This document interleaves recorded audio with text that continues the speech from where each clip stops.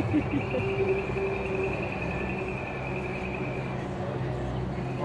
g'day guys, how are you all going? Awesome. Welcome down to Scrappers enclosure. One up to Mick. Back up in here today we've got Bruce as well. In between today we've got Dan and Ty. So Dan's training Ty on doing in between backup. So we've got a few people backing me up. Mike's not going to work probably for us today. Well, it sounds good.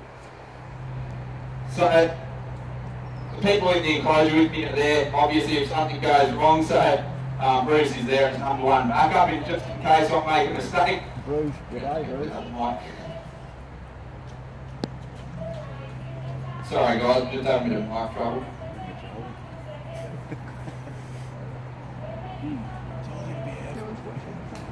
Drop him over the front.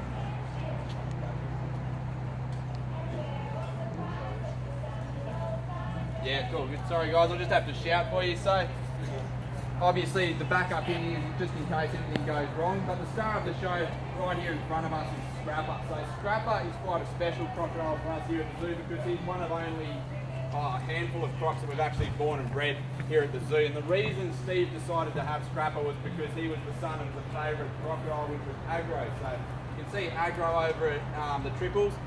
He's in the middle Clearwater Pond just by the food court there.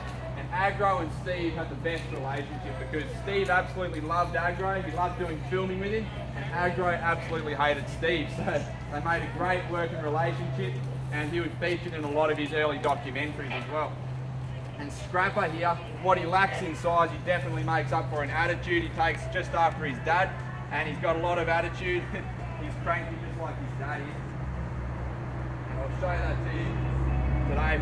I set him up for a couple of feeds, but you'll notice as I've been walking around his enclosure here, he's pretty much been following my location non-stop, and he does that just like a wild crocodile would. So even though he's hatched out here in captivity, he knows exactly how to work like a wild crocodile. So he can track my position without even having to pop up. So you can see right now he's honing in on my location without even disturbing the surface at all. So he can do that because the lumps and bumps on his back, they're what's called osteodermal plates. They create currents and counter currents which cancel each other out. So that allows him to move without disturbing the surface of the water.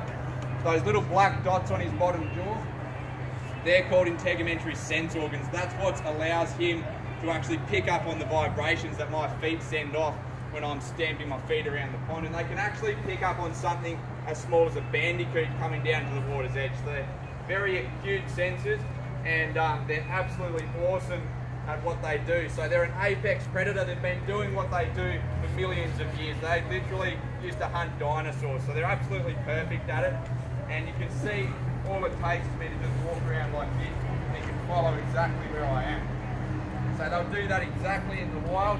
They obviously don't always live in clear water like this. It kind of works against the way they're designed, because obviously if you're a wild animal, you're not going to come straight down to the water for a drink when you can clearly see there's a large crocodile waiting there for you.